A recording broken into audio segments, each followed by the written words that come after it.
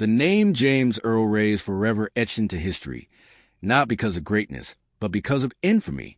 He was a drifter, a thief, a man whose life had been shaped by crime and failure. Yet in one moment, he became tied to the destiny of a nation. On April 4th, 1968, a single gunshot outside the Lorraine Motel in Memphis changed America forever. The bullet that struck down Dr. Martin Luther King Jr. echoed across the world. And in the aftermath, the figure accused of pulling the trigger was James Earl Ray.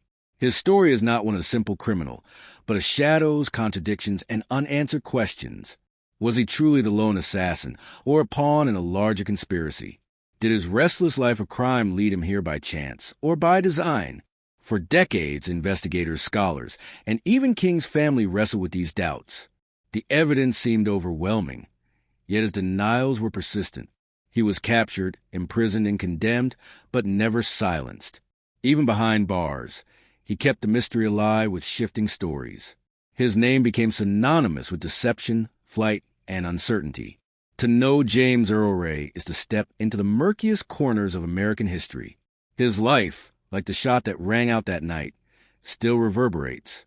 James Earl Ray was born in 1928 in Alton, Illinois, into a family marked by hardship and instability.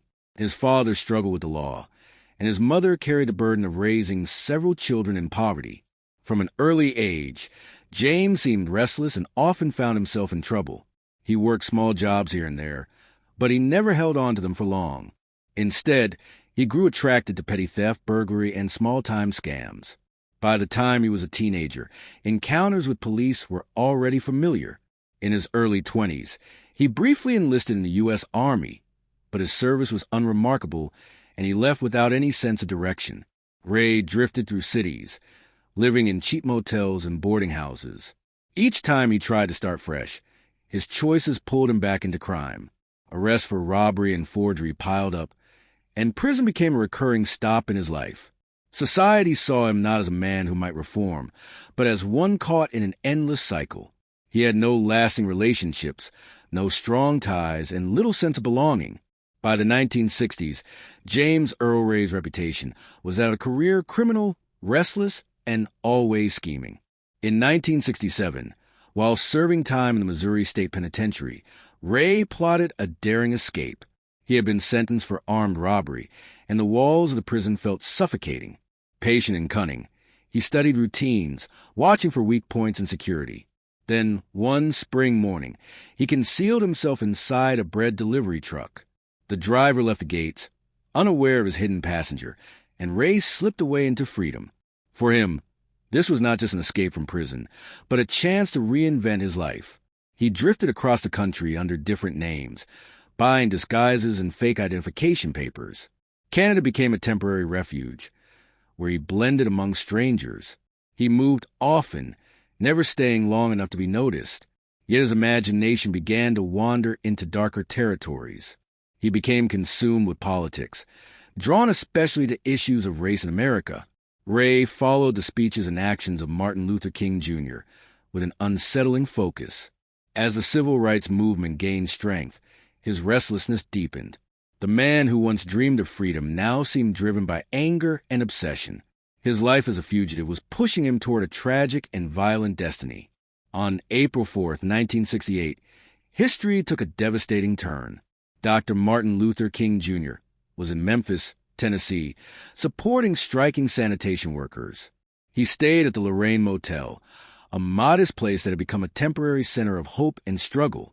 As evening fell, King stepped onto the balcony outside his room, speaking with friends and aides. In that moment, a single gunshot rang out. King fell, fatally wounded, as chaos erupted around him. Witnesses screamed, rushing to his side, while others searched frantically for the shooter. Across the street, investigators later discovered a bathroom window with a clear view of the balcony. There, they found a rifle abandoned, carrying the fingerprints of James Earl Ray. The scene became one of the most infamous crimes in American history. News spread within minutes, plunging the nation into shock and mourning. Cities erupted in grief and rage, and riots broke out across the country. King's death was not only the loss of a leader, but also a blow to the dream of justice he represented. And as the nation wept, law enforcement agencies launched one of the largest manhunts in American history. Ray had already fled, moving quickly to avoid capture. He slipped out of Memphis, abandoning clues but covering his trail with forged identities. From Tennessee, he traveled south, eventually crossing the border into Canada. In Toronto, he blended into the city's crowds, adopting new aliases. He lived quietly in rooming houses, studying ways to leave North America entirely. His goal was to reach countries where extradition would be impossible. He set his sights on Rhodesia, a nation then under white minority rule, believing it might welcome him.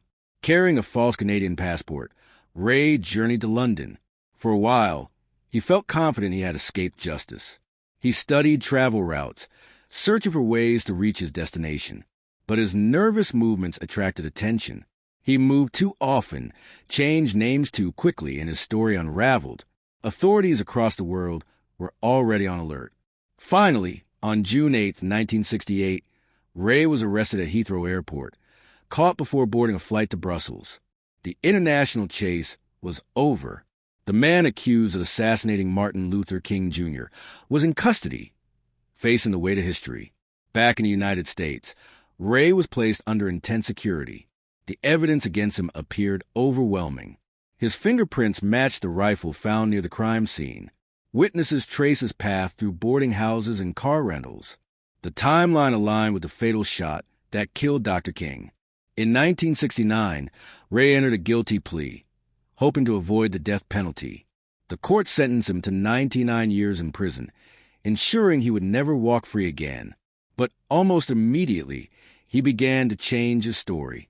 He claimed he had not acted alone and suggested that he was the victim of a conspiracy. A mysterious man named Raul, he said, had set him up. According to Ray, he had been manipulated, used as a pawn in a much larger plot. The confession he had given in court, he argued, had been forced by desperation. These claims stirred controversy, raising questions that have lingered for decades.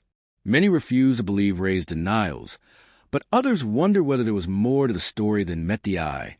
Despite James Earl Ray's claims of innocence, the official story held firm. Investigators insisted the evidence was clear. He had purchased a rifle, he had rented a room, and he had fled the scene. To them, this was a trail of a guilty man. Yet Ray never stopped pushing the idea of a conspiracy. He said shadowy figures had orchestrated the assassination, using him as a cover. He described meetings with mysterious Raul, who allegedly directed him to buy weapons and rent rooms. These statements attracted the attention of journalists, lawyers, and even King's own family. Some people began to wonder whether Ray might have been telling fragments of the truth.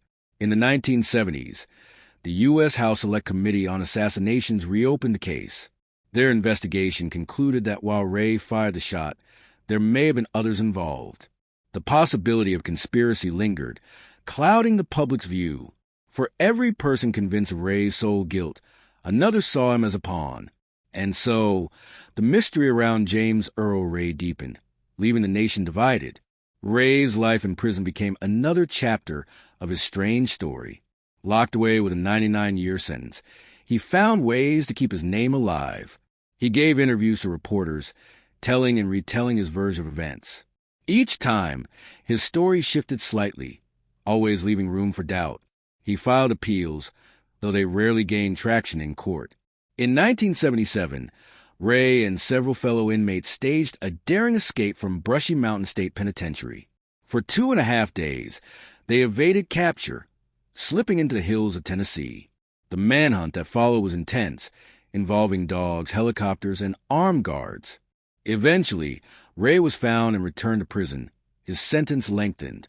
The escape only reinforced his reputation as a man who could never be trusted. Yet even in failure, he became a figure of fascination, studied by scholars and conspiracy theorists alike. His life behind bars was marked by restlessness, much like his life outside. He remained a man searching for freedom, though it was always out of reach. As years passed, James Earl Ray continued to press his case. He insisted he had been manipulated, a pawn in a larger game. In interviews, He repeated that he was not the true assassin. He called for new trials, investigations, and hearings. Some legal teams took up his cause, hoping to uncover hidden truths. Even members of the King family eventually expressed doubts about his guilt. They met with Ray in prison, listening as he told his story. Coretta Scott King, Dr. King's widow, publicly supported reopening the case.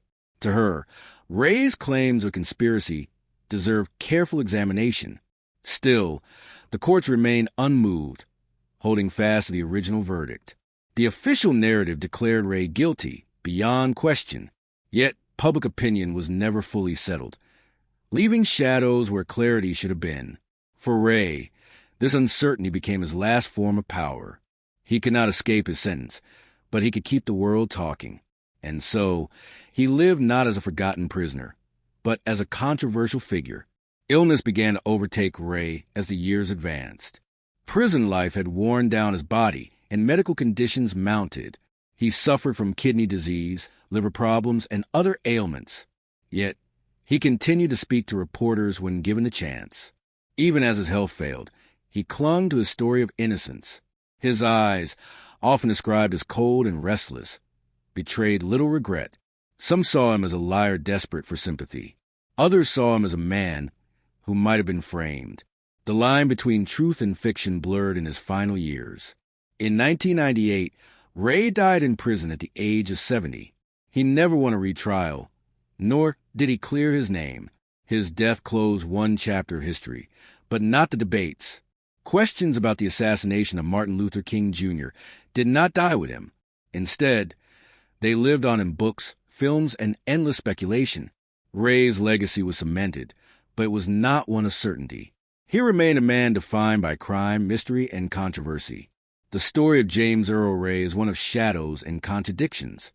On one hand, the evidence painted him as a lone gunman who killed Dr. King. On the other, his persistent claims of conspiracy cast doubt. His life before the assassination was a tale of petty crimes and escapes. His life after was one of imprisonment and denials. He existed between guilt and doubt, between fact and speculation. To some, he was simply a murderer who destroyed a dreamer's life. To others, he was a scapegoat caught in forces larger than himself. The truth may never be known with complete certainty. What remains is a tragedy of April 4th, 1968, and the questions left unanswered. James Earl Ray's name will forever be linked to Martin Luther King Jr.'s death. His life story is not one of redemption, but of controversy. It is a cautionary tale about crime, obsession, and destiny. And as long as King's dream inspires the world, Ray's shadow lingers. He is remembered less as a man and more as a mystery. In the 1960s, a man's name had become a headache for the entire U.S. law and order system. His name was James Earl Ray. He was at the top of the FBI's most wanted list. Almost every law enforcement agency in the country was looking for him. But the surprising thing was that even after being caught, he managed to escape from jail twice. This happened when he was kept in a jail called Maximum Security Facility, where prisoners were monitored all the time. The question is, how did James do all this? What clever methods did he adopt to escape even from behind bars? And what crime did he commit that he became one of America's most wanted criminals? This is our story today about James Earl Ray. James' life was linked to the world of crime and theft since childhood. He was the eldest of 9 siblings. His father was a thug and a thief. The family's life was spent in constant running around. They used to run from one city to another and from one state to another. As soon as they were successful in committing a theft or a fraud, they would immediately change their location to avoid the police. This was the era of 1930s and 1940s. That is, about 90 years ago. James grew up in this turbulent environment. There was no other way before him. He chose the same path that his father had chosen, the path of fraud and theft. Gradually, James himself also entered the same world of crime. He used to commit petty thefts, fool people with fake methods, and kept changing places. For the first time, he was caught and convicted in California in 1949. That theft was minor, so he was sentenced to less than a year. But just 3 years after stepping into the threshold of jail, He was caught again in 1952. This time he tried to rob a taxi driver in Allentown. This was considered an armed robbery, and he was sentenced to 2 years in jail. During these 2 years, James tried to escape from jail several times, but failed every time. Finally, he served his full sentence and got out of jail. One would have hoped that he would have reformed by now, but for James, jail was just a hindrance. No lesson. A few months after his release, in 1955, he was caught again. This time he was arrested in Missouri. He was accused of trying to steal a check through the mail. In the U.S., this is considered a federal crime. As a result, he was sentenced to 4 years in prison. During this time, too, James tried to escape from jail several times, but failed every time. He had to serve his full sentence. A few months after coming out of jail, he was arrested again in 1959. This was his 4th arrest. This time he had again committed an armed robbery. But the thing to think about is how much money he committed such a big crime for. Just $120. If we look at it in today's terms, it is about $1,000.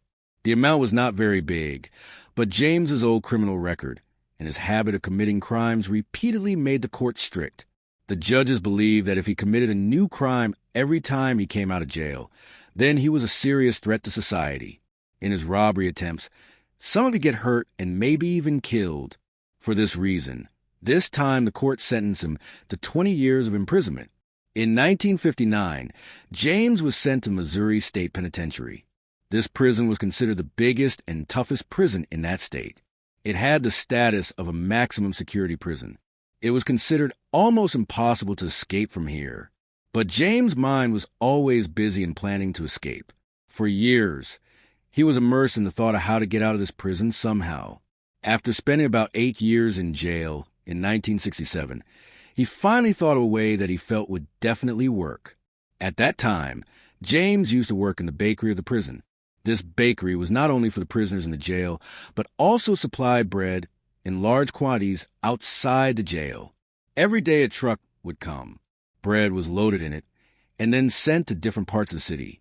James worked in this bakery for many years and had developed good relations with the other prisoners working there. He knew that if he ever wanted to escape, it would be necessary to take help from these people.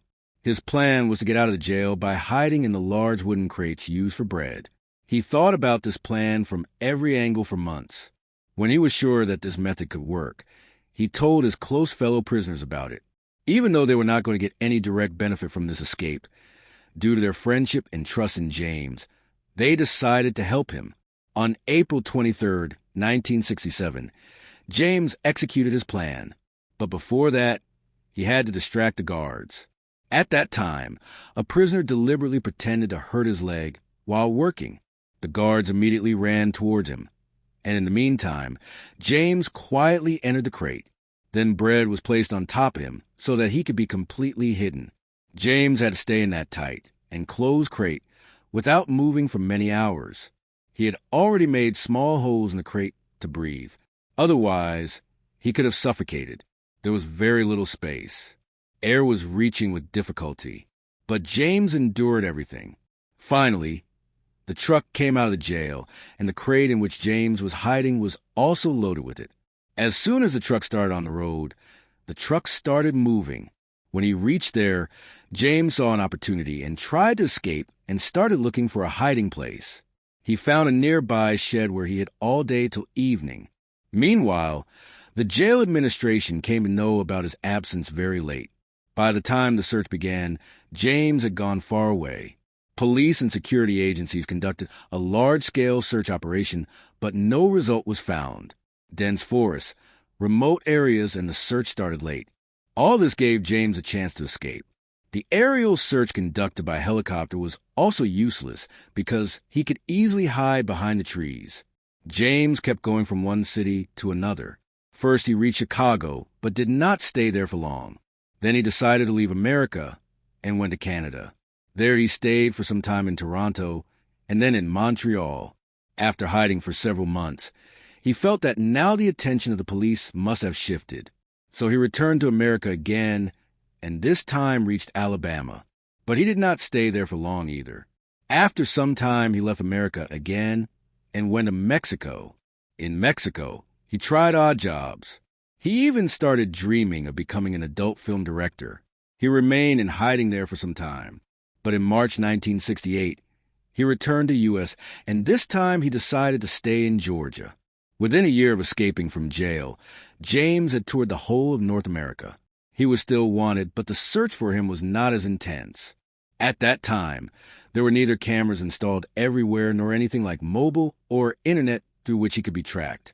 Due to this, it was very difficult to find such people in that era. During this time, James bought a Remington rifle with an X-zoom scope. He told the shopkeeper that he was buying it for hunting, but his real intention was something else. After buying the gun, he went to Memphis, Tennessee. There he rented a room in a small house which was in front of the street where there was a hotel named Lorraine Motel. On the evening of April 4th, 1968, James opened the bathroom window of his room. Then he picked up the rifle and aimed it at a man standing on the balcony of the hotel. He fired a shot, and the man fell down. The man whom James shot was Martin Luther King Jr., one of the most important leaders of the 20th century. Martin Luther King was the biggest face of the African American civil rights movement and was the voice of social change in the whole of America. After the murder of Martin Luther King Jr., sensation spread across the country. Police and FBI immediately started investigation. In the initial investigation itself, the name of James Earl Ray came up, and he was declared the prime suspect of this murder.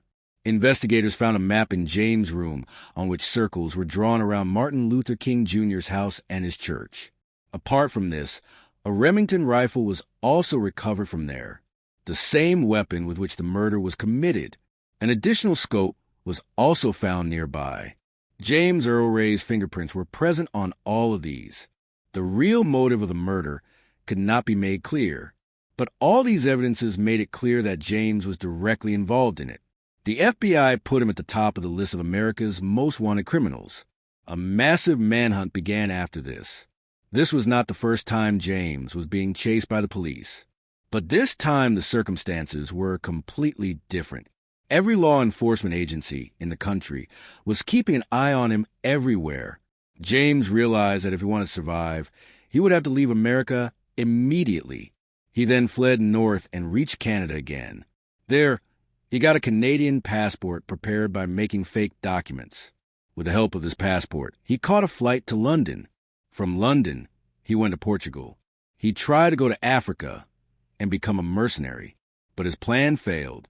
After some time, James returned to London and reached Heathrow Airport. He intended to fly to some African country using his fake Canadian passport. But this time, luck did not favor him. Airport security officials became suspicious of his documents. When they investigated deeply, James' real identity was revealed. He was the same fugitive whom the whole of America was looking for. On June 8, 1968, just 2 months after the assassination of Martin Luther King Jr., James Earl Ray was arrested at Heathrow Airport. Shortly after, he was extradited to the U.S. so that he could face trial. During the trial, James Earl Ray initially confessed to the murder in court, but shortly after, he changed his statement. He said that he did not really commit this crime, but confessed out of fear of the death penalty. He claimed that his lawyer had advised him that if he pleaded not guilty and the case went to trial, then he would be released. Jury could sentence him to death. But later James said that his lawyer's information was wrong, because death penalty had already been abolished in Tennessee. He argued that his confession was just an attempt to escape the death penalty. But when the investigation revealed solid evidence like his room, rifle, and fingerprints, James changed his story. He alleged that there was a mysterious organization behind this, and he only worked as a pawn. James claimed that he was working with this organization unknowingly. He also took the name of a person named Rattle, about whom he said that he had asked him to buy a rifle, and he was also present in the room when the shot was fired. Although Martin Luther King Jr. had many enemies because he was the biggest supporter of civil rights. But no proof of these things of James was ever found. Neither the existence of any organization could be proved, nor any clue of a person named Rattle was found. Finally, the court convicted James Earl Ray and sentenced him to 99 years of imprisonment, which was almost equivalent to spending his entire life in jail. He was sent to Brushy Mountain State Penitentiary in Tennessee. This prison was one of the most secure places in the state. Brushy Mountain Prison was no less than a fortress. The most dangerous criminals were kept here: rapists, murderers, and serial killers. The environment was extremely harsh. Even a small mistake could take the life of the prisoner. The entire prison was surrounded by a 5-meter-high and 1-meter-thick wall. This wall was made of very heavy stones, some of which weighed more than a ton. There were barbed wires on top. There was a high electric current running through them, which could kill anyone instantly. It was almost impossible to escape from Brushy Mountain Prison. The heavy walls, some of which weighed more than a ton, were the biggest obstacle for any prisoner. There was a high electric current running through the barbed wires laid on top of these walls. This current did not kill anyone immediately, but it was so powerful that it could make a person fall down and make him unconscious. And even if a prisoner somehow managed to overcome all these difficulties, the biggest danger still awaited him. There were 9 watchtowers, each with guards who were armed with shotguns, revolvers, and rifles. They had complete freedom to shoot any prisoner who tried to climb the wall. After seeing all these security arrangements, James realized that the best way to escape was not above the walls, but below. He inspected his cell for months, and then he found the biggest weakness: a small ventilation hole. This hole was covered with a metal plate, which was tightly fitted into the concrete with screws. Opening the screw was not difficult, but the real problem was that the hole was very small, so small that a child or a cat could get through it. But it seemed impossible for an adult man to get through. But James was determined. Using a spoon, he slowly started scraping the concrete around the vent.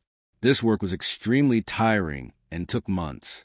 Imagine breaking concrete with just a spoon. Each night, he patiently scraped away a little at a time, and before dawn found a way to hide his efforts. He mixed mud from the prison yard and toothpaste to make a sort of cement-like mixture. He would fill the scraped-up area with this mixture to make it look as if the vent had never been touched. Then he would put the metal plate back on tightly. Meanwhile, James took another step. He began to lose weight deliberately. He knew that the thinner he was, the easier it would be to slip through the tiny hole. After months of constant effort, he finally made the vent big enough for him to slip through. Behind the vent lay a network of pipes that were connected to the prison's basic needs: sewage, electricity, heating, and steam lines. These pipes ran underneath the entire premises. At the end of these pipes was a huge ventilation fan that was used to blow the air out of the prison cells. James had studied the prison's layout carefully. He figured if he could get past the big ventilation fan, he would reach the yard outside the main prison building. The yard was where prisoners were brought out during the day under surveillance. There was a manhole at ground level. There was a cover which looked exactly like the mouth of a sewer. James looked at it for months and guessed that the pipes under that manhole probably went straight to the power station. This power station supplied electricity and steam to the prison. If he could reach these pipes, he could find a way out of the prison walls. But it was impossible to reach the yard during the day. The guards were always watching there. James had only one option left. He quietly reached the yard through the ventilation tunnel and then entered the pipes through that manhole. But here another big obstacle came in front of him. There were thick iron bars in front of the ventilation fan. It was not possible to open the way without them. James had neither a saw nor any tool with which he could cut the bars. He thought for months about where he would get the tool. Finally, he understood that he would have to take help from outside for this work. He asked for this help from his brother Jerry. James was the eldest among 9 siblings, and Jerry was the one who was closest to him. Jerry often visited him in jail. James wrote him a mysterious letter. It did not directly ask him to bring a saw. Both the brothers used a pre-decided secret code, so that even if the jailer read the letter, he would not understand the real meaning. James' brother Jerry executed the plan very carefully. He bought a small saw blade and hid it inside the sole of his shoe. First, he removed the bottom layer of the shoe. He kept the blade inside and then glued it again to make it look as if it had never been opened. When the day of family meeting came, Jerry reached the jail. According to the rules of the jail, every visitor was searched so that no one could give wrong things to prisoner. But Jerry's cleverness was so accurate that the guards did not even know about the blade hidden inside his shoes. The meeting room was under surveillance. James and Jerry sat face to face and started talking in a very normal manner. Both behaved as if there was no secret. In fact, both the brothers had decided in advance that they would wear similar shoes. Same color, same size, and same brand. Under prison rules, families could give clothes and shoes to prisoners, except for uniforms. Jerry had brought clothes and shoes for James earlier too, so this change escaped the attention of the guards. During the meeting, both the brothers quietly changed their shoes. The guards did not notice anything, and James successfully brought the blade to his cell. That very night, James climbed down to the ventilation pipe and started cutting the iron bars. He knew that this work would be very slow and tedious. Every night, he would carefully cut a little and then hide everything. After 4 months of continuous hard work, he finally cut the bars and opened the way. But as soon as he breathed a sigh of relief, a new challenge arose in front of him. After the bars, now he had to face the blades of the fan directly. This was not an ordinary fan. Its blades were made of very strong metal. James thought that perhaps he would be able to bend or remove them with his hands and go away. But the reality was completely different. This fan was made of very strong metal. No matter how hard he pushed, pulled, or hit the blades, they wouldn't budge. He knew he needed another tool, one that could bend or break the blades of the fan. And the perfect tool was a pipe wrench. But getting a tool that big from outside the prison was almost impossible. That's how luck suited James.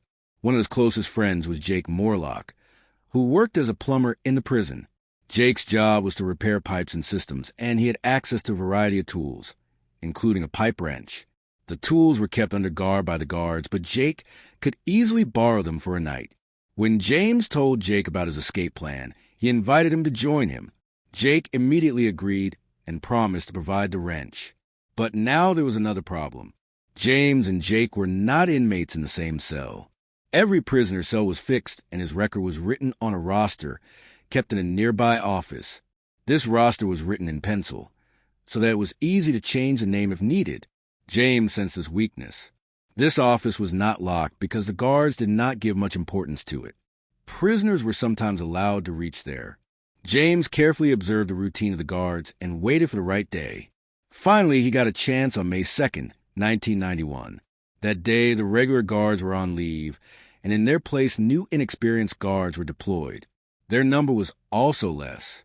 This was the right opportunity for James. During the recreation time, James secretly entered the office and erased the name written on the roster and wrote Jake's name. That evening, when the prisoners were being sent back to their cells, the new guards relied on this change roster. As a result, Jake was sent straight to James' cell. The two friends were now in the same cell. They waited all night and decided that their real move would start at 2 a.m. because this was the time when the guards made their rounds for the last time, and the next count was at 6 a.m. As soon as the guards completed their rounds and moved on, James and Jake took the next step. They placed fake heads on their pillows, which they had prepared themselves. These were made in such a way that from a distance it would look as if both the prisoners were fast asleep. Even if a guard peeked, he would not have noticed anything unusual. After this, both of them started coming out through the ventilation, hole which James had been widening for months. Jake had a lot of difficulty due to his large body, but he somehow managed to get out. Both of them slowly moved forward and finally reached the big fan. There they tried to bend the iron blades using the pipe range and finally made a small way. But the problem was that this path was somehow enough for James. But it proved to be too short for Jake. James got out of it with great difficulty, but Jake got stuck. Despite many attempts, he could not move forward through that narrow path. Finally, he was forced to go back. Jake again went toward the cell, while James moved forward alone. James had now come out of the prison yard. He walked cautiously and reached the manhole, which he had been watching for months. He was sure that this path would go to the power station beyond the prison walls. He looked around so that the guards of the watchtower would not see him, and then slowly lifted the lid of the manhole. But as soon as he looked down, a strong steam hit his face and body. Hot steam was running in the pipes below, which were used for the heating system of the entire prison. The pipes were old and corroded. The insulation in them was not proper. As a result, extremely dangerous heat was coming out. James' body started burning immediately, and he understood that going down meant jumping straight into a well of fire. As soon as James put his head out of the manhole, the guards posted in the wash tower saw him. An alarm was immediately sounded, and he was caught within a few moments. He was taken to a secure room in the prison for interrogation. When the investigation began, his entire plan was revealed.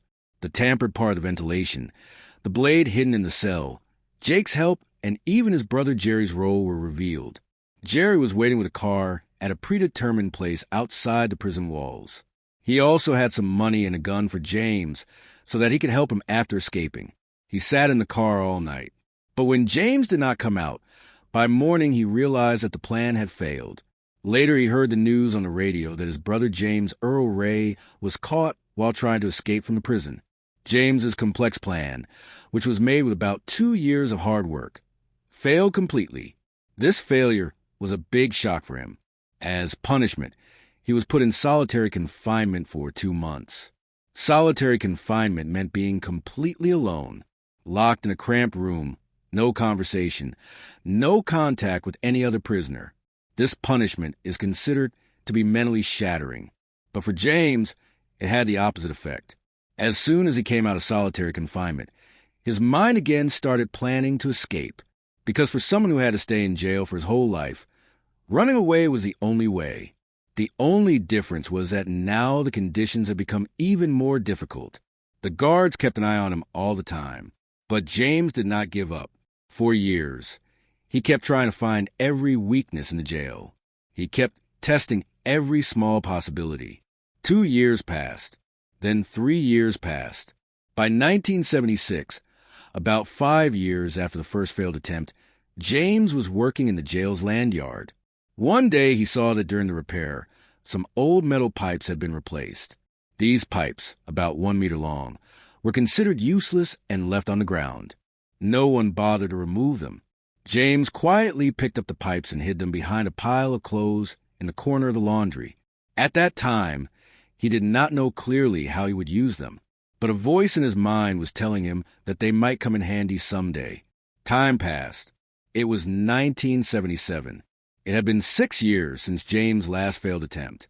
Every day, he tried to find the weak points of the prison. He would look closely at every corner to find a way to escape. One day when he was taking a stroll in the yard, his eyes fell on the part of the wall where the high wall of the prison met the hill edge. As mentioned earlier, there were barbed wires on top of the wall carrying electric current. But at that particular spot, James noticed a hole in the wall. He found the loophole. The wires were hanging slightly above the wall, leaving a small gap, so wide that a man could barely pass through it and reach outside without touching the electric wire. James looked at the place carefully several times. This location gave him a natural advantage. The ground on the other side of the wall was high, and the hill slope was going upwards. This meant that if he succeeded in climbing the wall, he would not hurt himself while jumping to the other side. Now the only question was how to reach the wall and how to cross it. Then he remembered the metal pipes that he had hidden. He made a plan in his mind. A temporary ladder could be made by joining these pipes. Using the same ladder, he could climb the wall and then go out of that small gap and move towards freedom. This plan was daring and full of risks. But James was confident that this was his biggest chance. In the coming weeks, he started paying attention to every small and big detail, because he knew that any mistake in this escape attempt could end his life. The first problem was that the ladder made from the pipes he had was not high enough to reach the wall. The height of the wall was about 5 meters, and he did not have that many pipes. This was the reason why James asked for help from one of his fellow prisoners, Jack Shelton. Jack was no ordinary prisoner. He had tried to escape from different prisons many times before and considered himself an experienced escape artist. When James told him his plan, Jack immediately agreed. He found this plan sensible and possible. James chose Jack because he worked in the prison workshop. Plumbing and metal work was done in this workshop, and pipes were often used here. Jack slowly started taking out the pipes from here. The thing to note was that the guards kept a close watch on the tools. Like hammers, screwdrivers, or pliers, every tool was counted daily. But pipes were considered materials, not tools, so they were less monitored and not tracked. In James' first failed attempt, his partner Jake Morlock had used a stolen pipe wrench. After that incident, the guards had put tight security on the tools. But pipes were not included in this category, and this proved to be his biggest strength. Jack started pulling out one pipe almost every day. Sometimes he would hide them under his clothes and sometimes throw them out of the window. Slowly over the weeks, they collected enough pipes to build a full ladder to reach the wall. Meanwhile, James added another member to his team, his existing helmet, Earl Hill. Now, there were 3 people in his team: James, Jack, and Earl. Many people may wonder why James did not include his partner from the first attempt, Jake Morlock. The answer was simple.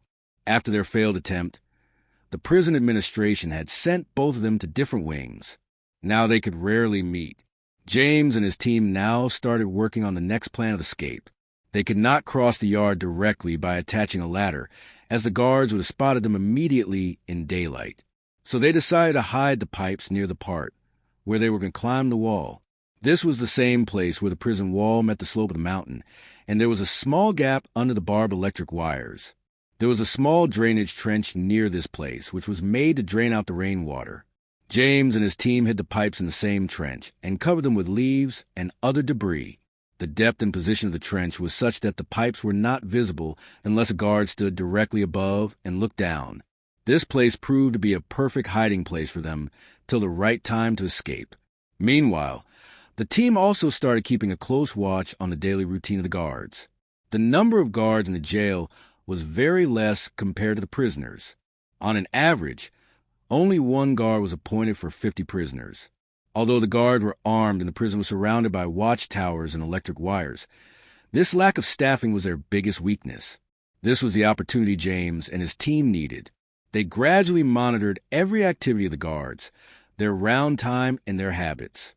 The most important for their plan was Watchtower number 4, because it was right near the place from where they were going to escape. After months of surveillance, James and his team found that the guard posted on this tower, Floyd Hawks, had a habit that could prove beneficial for them. Every day, Floyd brought a newspaper with him and spent most of the time of the entire shift reading it. He rarely raised his head and looked at the yard. James understood that this was his biggest weakness, and this would become a part of their plan.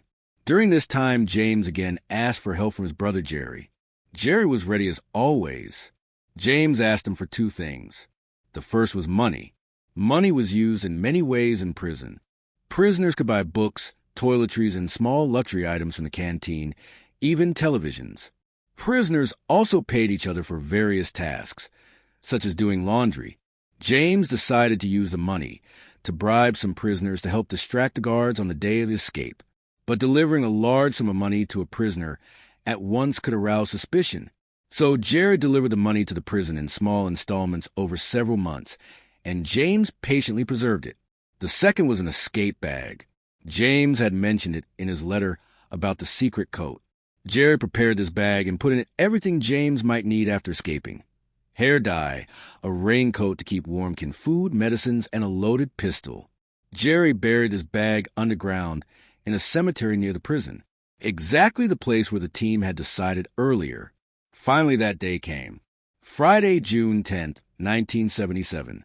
In the afternoon recreation time, James and his team started implementing the plan. The pipes that they had hidden earlier in the trench were waiting there. The first step was to distract the guards. For this, James had already paid some prisoners and prepared them. As soon as he signaled, there was a sudden chaos in the yard. The prisoners started shouting loudly and started a fake fight among themselves. The entire yard was in a commotion. The only 3 or 4 guards present there were so busy in stopping this fight that they could not pay attention to anything else. On the other hand, James' eyes immediately went towards Watchtower number 4. As he had thought, the guard Floyd Hawks was completely engrossed in the newspaper. He was not aware of the noise happening below. James understood that this was their chance. He and his team immediately ran towards a trench where the pipes were hidden. They took them out and started assembling the ladder.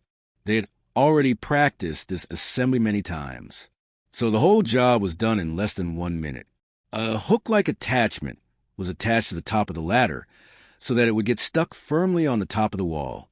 As soon as the ladder was ready, James first tested it to make sure that it was stable. Now the moment had come for which he and his team had been preparing for months. James picked up the metal ladder and started placing it against the wall. But as soon as he lifted it upwards, a mistake happened.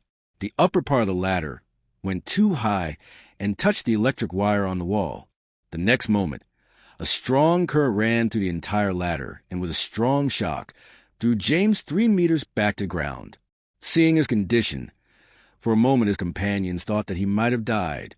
But after some time, James slowly got up and composed himself. His body was shaking, but his resolve was not broken. Now Earl took the responsibility. He carefully grabbed the ladder and with measured movements secured it to the wall. This time the hook was firmly fitted, and the ladder was ready to be climbed. James was still trembling from the electric shock, but he was the first to climb the ladder. It was his way of proving to him that he was still capable of carrying out the plan. As soon as he reached the top, his companions Jack and Earl followed him without hesitation. The ground on the other side of the wall was higher, as James had already noticed. This meant that they did not have to risk a 5-meter drop. The slope made the descent easy, and the three quickly moved across the wall. But James was confident that this was his biggest chance. In the coming weeks, he started paying attention to every small and big detail, because he knew that any mistake in this escape attempt could end his life. The first problem was that the ladder made from the pipes he had was not high enough to reach the wall. The height of the wall was about 5 meters, and he did not have that many pipes.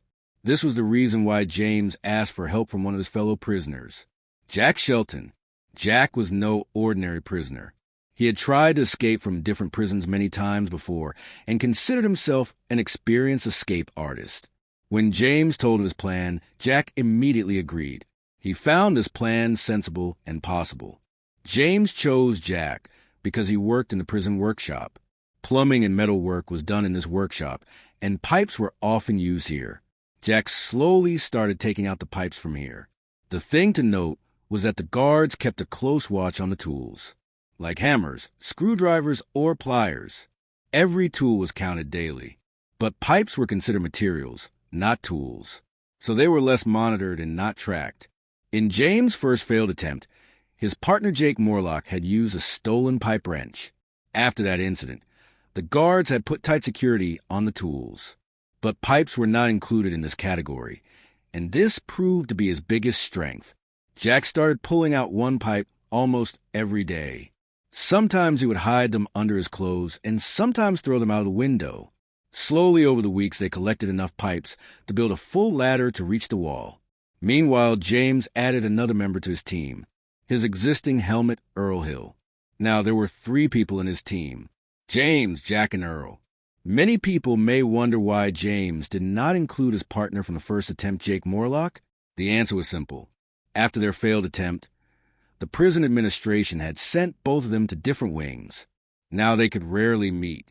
James and his team now started working on the next plan of escape.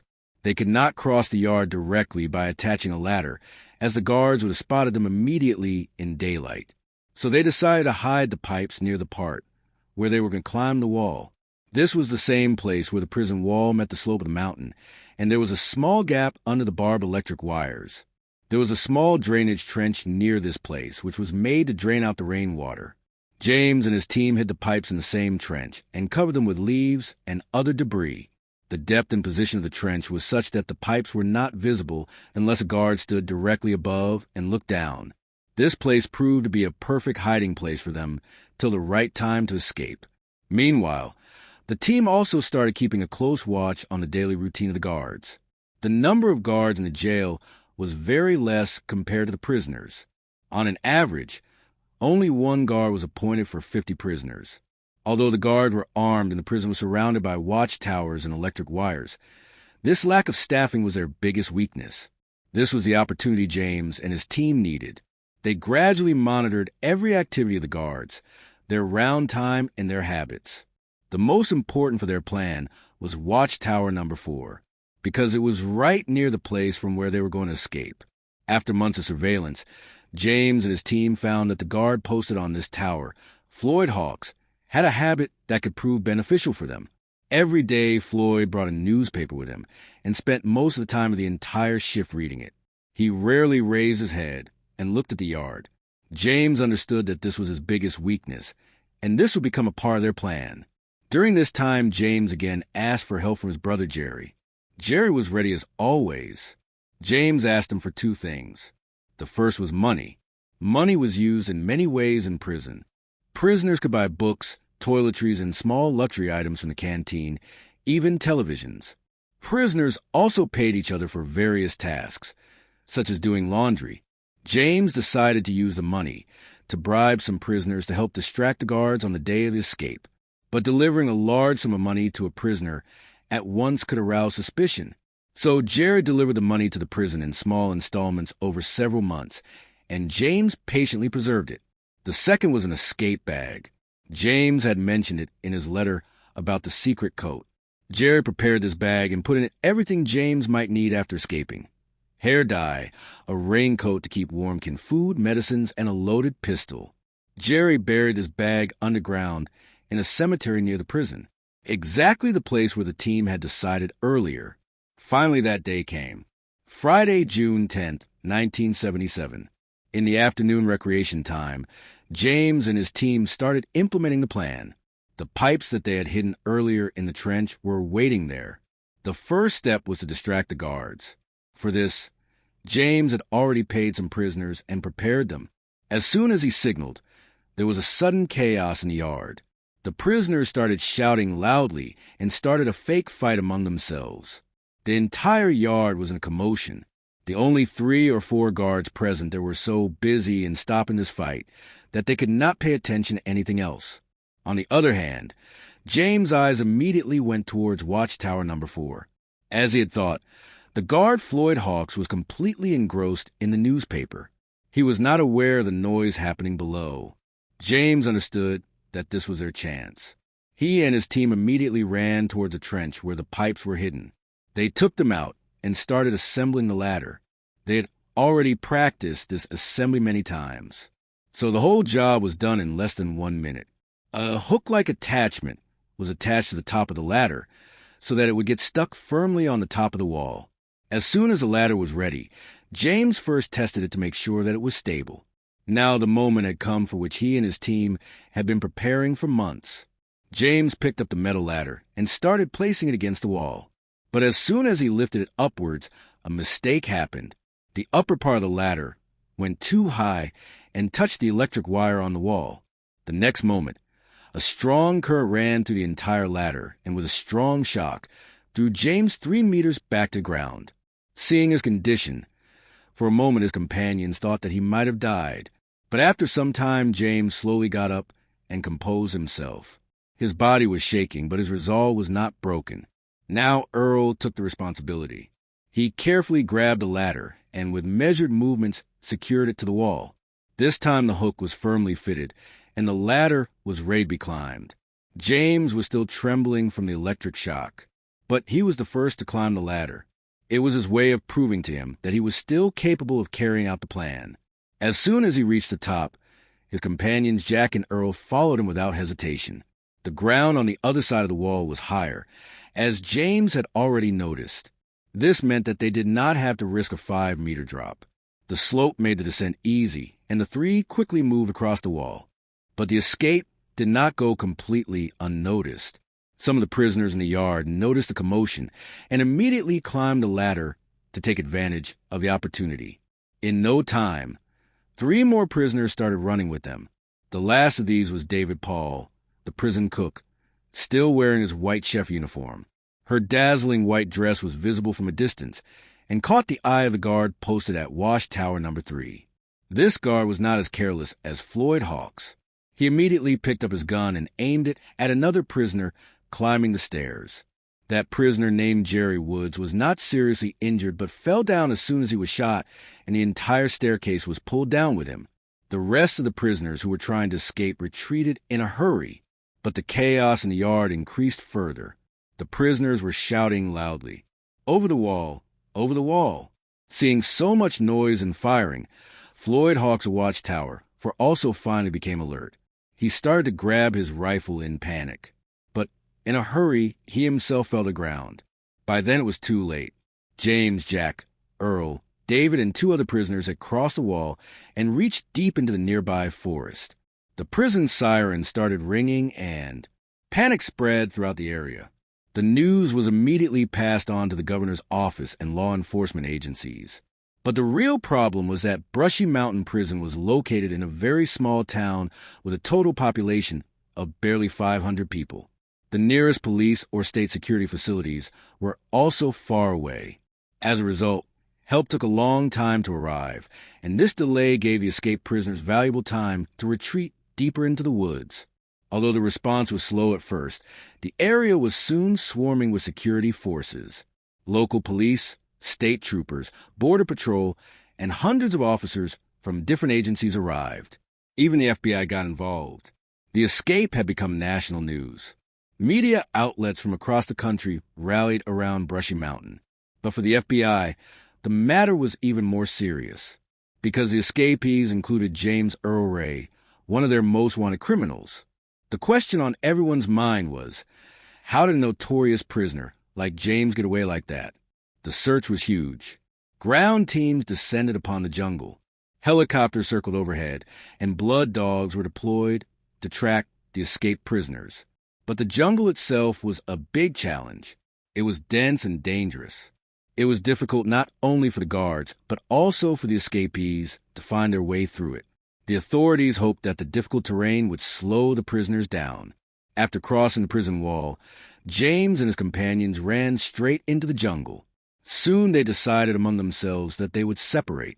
This would make it more difficult for the authorities to catch them. James's goal was clear. He had to reach Route 116. From there, he could go to the cemetery, where Jerry had placed his escaped bag guard. But as the night fell, the situation changed. It became dark, and it became almost impossible to recognize direction inside the jungle. In the chaos of the escape, James had completely lost his senses. Adrenaline kept him running without looking, and now, when he had reached the middle of the forest, he realized that he had no idea where he was. The dense trees and thick bushes were making it impossible to recognize the path. After wandering for several hours, James was convinced that he could neither reach the road nor the cemetery. Now the question arises, why did Jerry not wait outside this time, like he did in the first attempt? The answer was simple. The first time James tried to escape, the darkness of the night became a protective shield for him. The guards came to know late, and his brother Jerry was able to help outside. But this time the situation was different. This escape happened in broad daylight, in front of the eyes of the guards. If Jerry came close, he would have been immediately suspected. This was the reason why he decided not to get involved directly. Now, James alone kept moving forward in the dense forest. His only purpose was to keep as much distance from the prison as possible. For 48 hours, police, state troopers, border patrol, and FBI teams scoured the area. 4 of the 6 escaped prisoners were captured during this time. But James was still at large. He was hungry, tired, and had completely lost his senses. About 11 hours after the 10:30 p.m. escape, a team of bloodhound dogs picked up his scent. The dogs barked and led their handlers deep into the forest. Around 2 a.m., the dogs stopped near a pile of leaves and started barking loudly while walking in circles. Officers surrounded the area with their guns drawn. Then a guard hit the leaves with his rifle, and suddenly James came out, hands up in surrender. James had tried to hide himself under the leaves, but the bloodhounds exposed him. He surrendered to the police without resistance and was sent back to Brushy Mountain State Penitentiary. The 6th escapee was caught shortly after, and the whole escape attempt was officially over. James later discovered that he had fled in the wrong direction.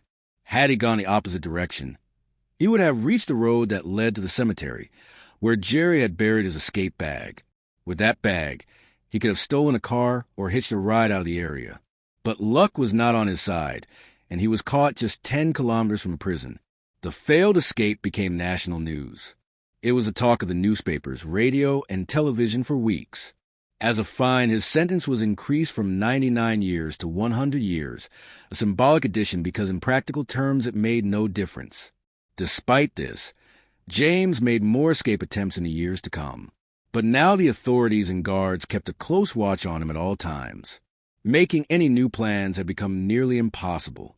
James insisted throughout his life that he was not the real culprit in the assassination of Martin Luther King Jr. He always claimed that he was framed and made a scapegoat. Interestingly, some members of King's family also believed that James was not guilty. They pointed fingers at government agencies like the CIA, and theories of a big conspiracy began to be discussed. This debate continues till date. Was James really a killer or a pawn in some other big conspiracy? Perhaps the most logical thing is that he played a role to some extent, but he was put forward to save the real conspirators.